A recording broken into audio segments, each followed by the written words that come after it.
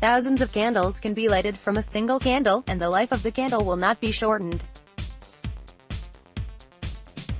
Happiness never decreases by being shared. Tilda Gautama Buddha. I have meditated for over half my life. It didn't always look like meditation, and I didn't always refer to it as such, but the driving need to introspectively understand my universe has been an ever-present presence. For a long time, there was a certain guarded nature to my practice. It was intimate for me. I didn't have words to explain what I was doing in a way that didn't seem crazy. I didn't realize that there were other people who were pursuing the same path. And so, I remained solitary. A series of fortunate events led me to spend the past 15 years working in alternative education. I spent 13 years working with adolescents living with the challenges of addiction. As a result, my practice began to take on new elements. Self-care became paramount, and I used the refuge of meditation to handle the day-to-day heartbreak. My introspection became a way to get a shore leave from the battle against addiction. And still, it was solitary. Then one of my coworkers, a wonderful mentor, took a course on mindfulness meditation and began using it with the students. Amazingly, many of them gravitated toward the practice and began to look forward to the time carved out during the day for relaxation and mindfulness. I stood on the outside, wanting to participate in a more active way but still feeling a sense of almost shame of the weirdness, the apartness that I had unconsciously associated with my meditation practice. When my mentor left, he took that time with him. I didn't feel qualified to continue it, so we let it lapse. I didn't even offer. Over the next few years, my practice continued to deepen and take on a central role in my personal development. I began to talk more openly about my meditation with my colleagues at first, and then with a few students who I felt close to and thought might be receptive. I invited them to come sit with me during lunch. Our cafeteria was often an incredibly negative place for both the students and the staff. I thought I would offer an alternative to that. We had recently built a space for teaching yoga that was being woefully underused that fit my needs exactly. I wish there was a happy ending. That the students came by the cartload and blossomed, and that my colleagues rushed to my side to begin meditating as they saw the infinite benefits of the practice. Instead, my colleagues politely declined, citing their own classroom needs or lunchtime responsibilities, and other than a few students who took me up on my offer a few times and then returned to their regular lunch, I found myself alone, again. Strangely enough, or perhaps not, what seemed like defeat bore fruit. My solitary lunch became my moments to reach for my own compassion and to try to find the humanity that at times seemed so lost in both those suffering from and those trying to aid people in addiction. I began to see that not my words, but my life had to be the message. If I truly believed in what I was doing, the way that I comported myself would be far more profound than discussing the effects that meditation had for me. So I began to talk openly about my practice without reserve whenever it was appropriate. When a student would come to me for advice, I would invite them to sit with me while we talked. I began to try to remain still during my staff meeting instead of squirming and joking with the people next to me. I learned how to try to give my single-pointed attention to those who were with me more often. I began to talk less and listen more to my colleagues. I began to try to see the middle way in the frequently passionate meetings we would have after school, finding compromises instead of pushing for my point of view. Especially as those meetings took on an increasing layer of gravity and an almost frantic quality as our students began to fall victim to the opiate epidemic. One death after another, sometimes within weeks of each other.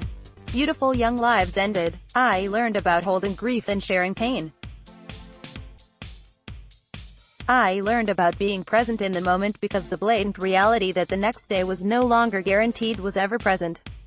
I left that job after 10 years, with a heavy heart, amidst what felt like an interminable sea of personal troubles that had prompted my decision to leave a community I had quite literally grown up in. When I reached my new employer the next school year, I set up my desk.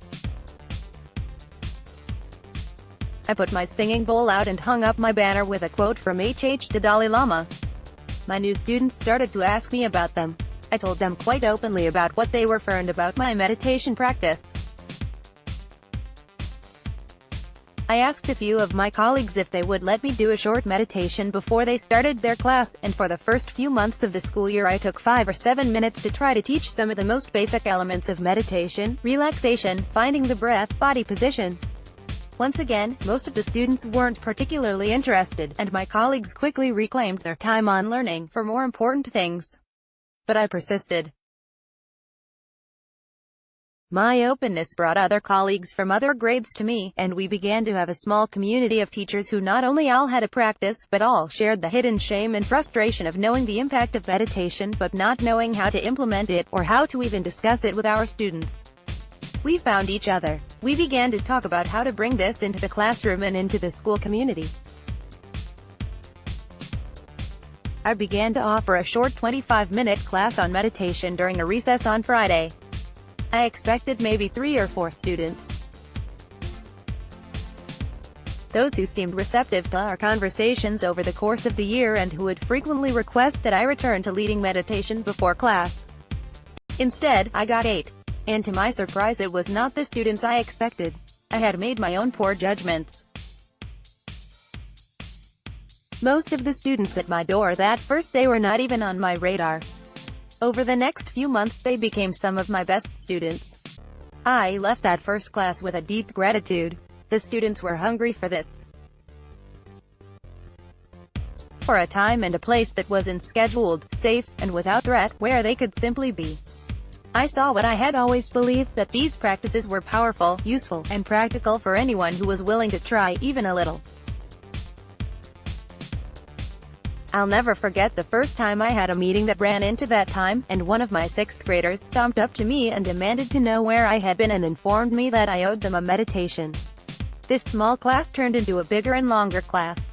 I got an official class period once a week and told the specialist coordinator not to cap the number, thinking, once again, that I wouldn't need to.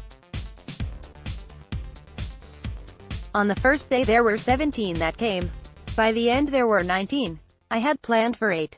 I learned about a different kind of at-risk student: high drive for success, high socioeconomic status, high expectations. The achiever. The overscheduled. The listless and bored. It was incredible to me how infrequently these children got to be children. The first time one of them relaxed enough to fall asleep during a class, one felt like I had achieved something important. They were safe, they were calm, they were able to relax and for a few minutes experience the solace of not being asked to do anything. To be allowed to just be. What is the point of all this? For me, it was the realization that if I wanted to make an impact on my students, my community, my world, it required the courage of truth. It required me to be exactly who I was. I have no illusions that my students came to me to learn meditation. The novelty of the experience wears off fairly quickly. They came to me to learn meditation because they saw how I lived. I own who I am. Waking up doesn't make you less human. It makes you intensely human.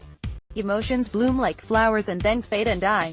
I enjoy the flower. I let the flower go. I live openly and it draws the openness out of others. I don't know if meditation will have a place in my students' lives in the future. I do know that my life has gently jostled theirs in that they now know, consciously or otherwise, that there is someone in the world who cultivates peace and serene silence. One of my favorite students commented that he had never seen me upset for more than a few minutes. He was a deeply anxious child with tendencies toward obsessive-compulsive disorder and ADHD. Without my saying anything, he remarked, "That's because you meditate, right, every day?" I replied. He smiled. I smiled. We were present together for a moment. About Jacques Kessler. Jacques Kessler is a longtime special educator and mindfulness practitioner. He has spent his career working with social-emotional learning and helping those struggling with the challenges of addiction.